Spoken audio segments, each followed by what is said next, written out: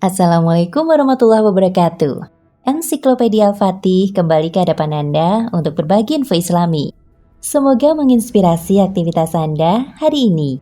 Dan jangan lupa klik tombol subscribe dan aktifkan notifikasi tombol lonceng agar tidak tertinggal berita terbaru dari Ensiklopedia Al-Fatih.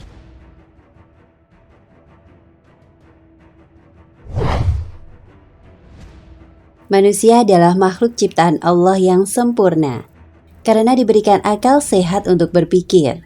Namun akal atau pengetahuan yang diberikan oleh Allah kepada manusia sangatlah sedikit.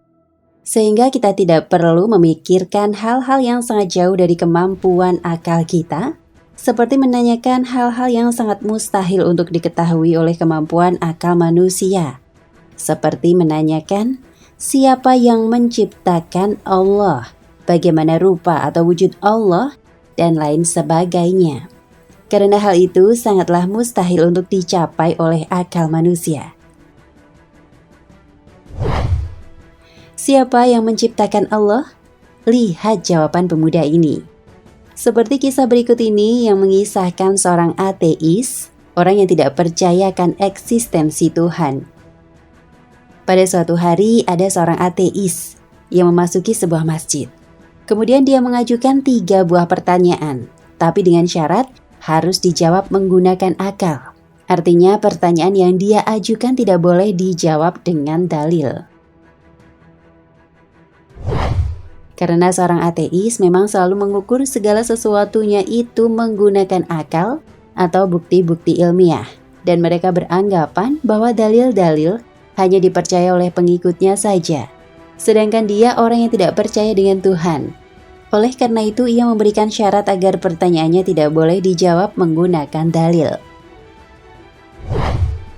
Kemudian ia menantang orang-orang yang ada di dalam masjid itu untuk menjawab pertanyaan-pertanyaannya, yaitu, siapakah yang menciptakan Allah?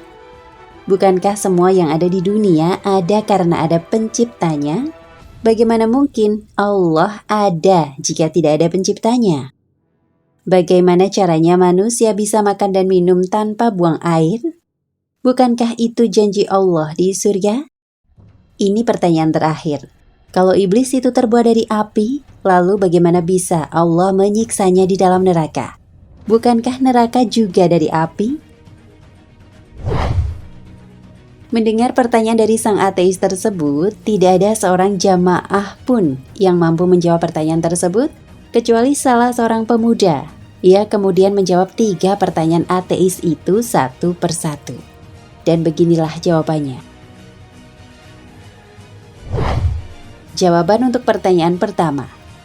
Pemuda berkata, apakah engkau tahu dari angka berapakah angka 1 itu berasal?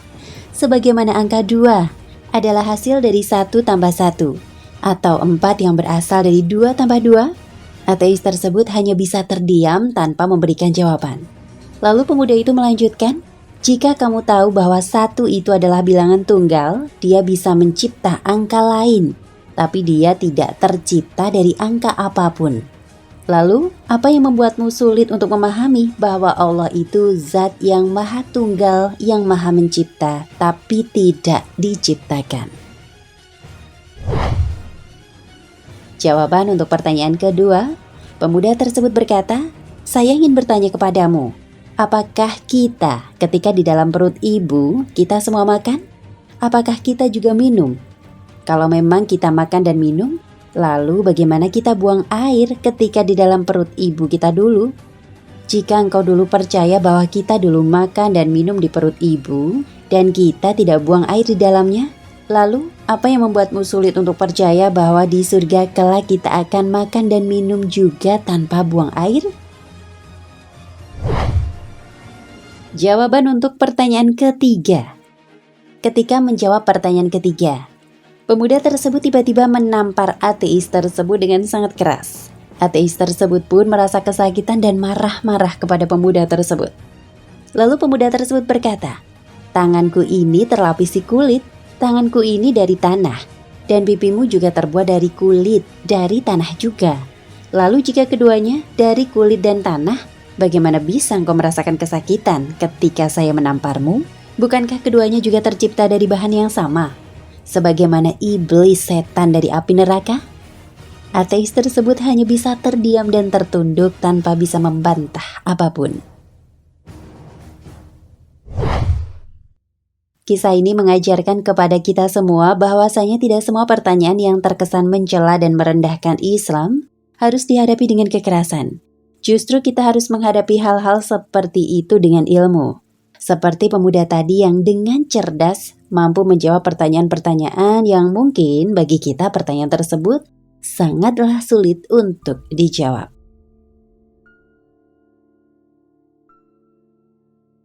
Nah pemirsa Ensiklopedia Al-Fatih, sampai di sini perjumpaan kita kali ini. Semoga menginspirasi.